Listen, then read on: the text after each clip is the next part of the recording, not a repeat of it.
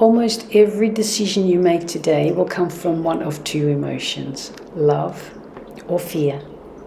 And most of us don't even realize which one is leading our lives.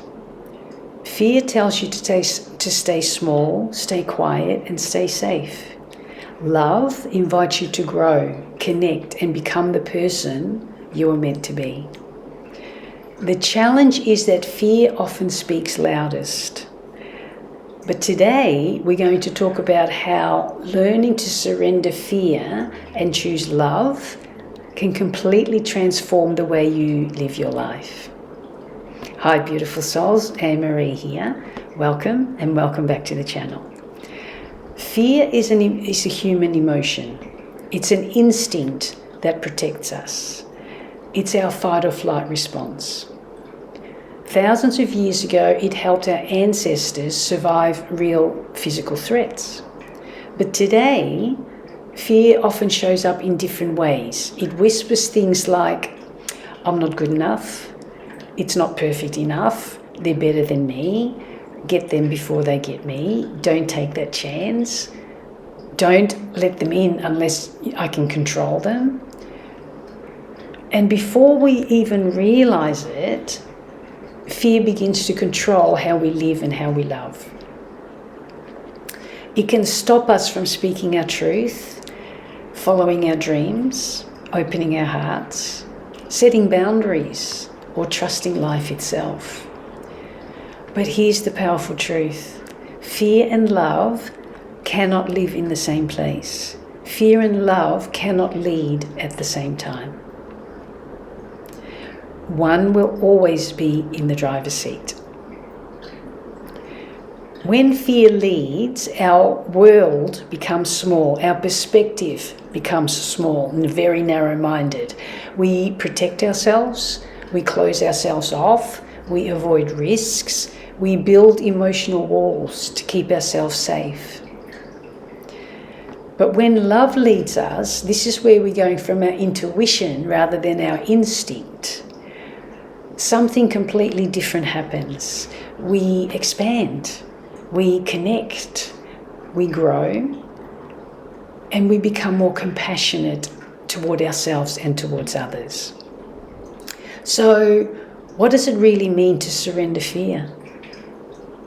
Surrendering fear doesn't mean pretending fear doesn't exist. It doesn't mean you'll never feel anxious or uncertain again. It simply means you stop letting fear make your decisions. Instead of fighting fear or trying to eliminate it, you acknowledge it, and you might say to yourself, I see you, fear. I know you're trying to protect me, but you don't get to decide my path. That moment of awareness is so powerful because once you notice fear, you can choose something different. You can allow fear in your life only to help you when you are genuinely in physical danger. And that's where love comes in. Love is a way of being. I am love. So I need to be love. It helps me shift my perspective. It's the energy behind kindness, behind courage, behind empathy, behind forgiveness, behind connection. When we choose love, we begin asking different questions. Instead of, what if I fail? We ask, what if this helps someone? Instead of, what will people think of me? We ask, how can I show up authentically? Instead of how do I protect myself, we ask, how can I connect? Love shifts our focus from protection to purpose. Think about the times in your life when you acted from love. Maybe you helped someone who was struggling. Maybe you forgave someone when it was difficult. Maybe you took a leap of faith to follow something meaningful to you, even if you didn't know where that path was going to take you. In those moments, fear probably didn't disappear completely, but love was stronger, and you let love lead you through that fear. And that's the key.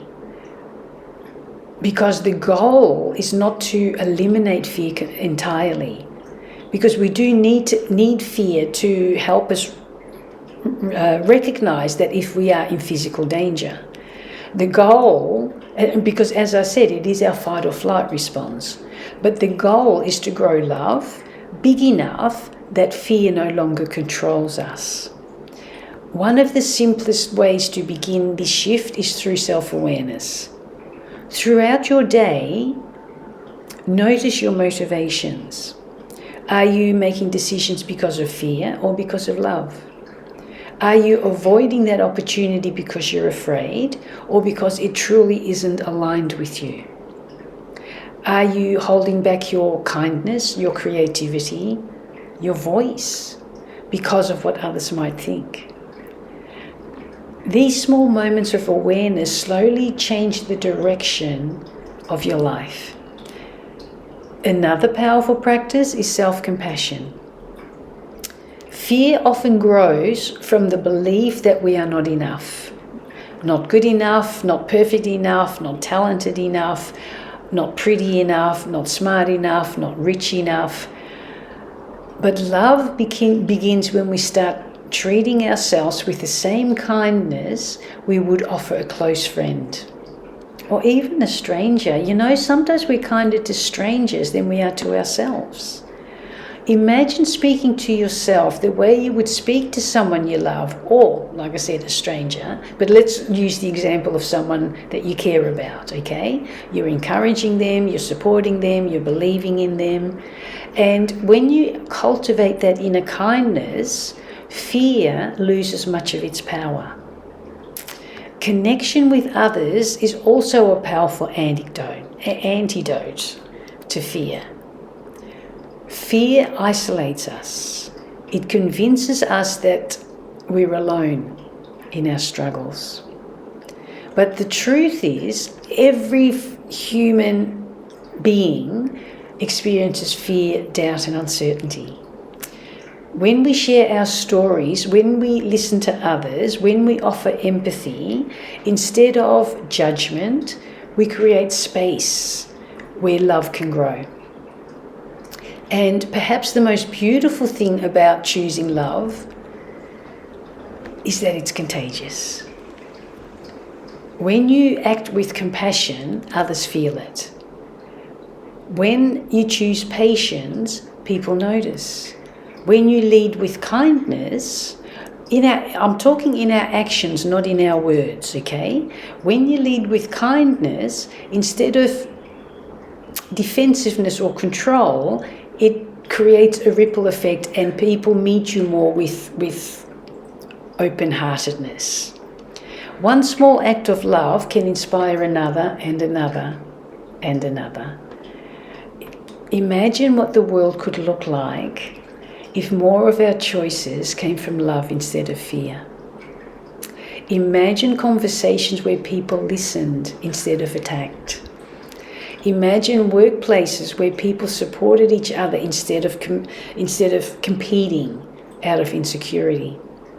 Competing and comparing out of insecurity. Imagine communities where differences were met with curiosity instead of hostility. All of those possibilities begin with a simple daily choice: fear or love.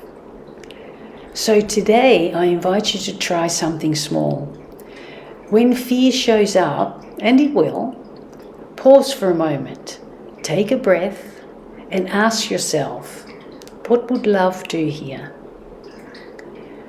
Maybe love encourages you to speak kindly. Maybe love encourages you to take that first step towards that dream. Maybe love encourages you to forgive, to reach out, or to simply be present. You don't have to transform your entire life overnight. Real change happens through small, consistent choices and baby steps.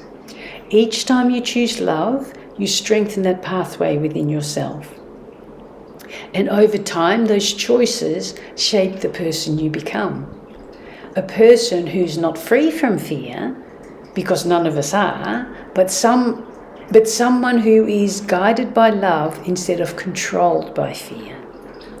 And that is the most powerful transformation a human being can experience. So thank you for spending this time with me today. And if this message spoke with you, take a moment to reflect on where fear might be holding you back, or where fear might be in the driver's seat, and where love might be inviting you forward.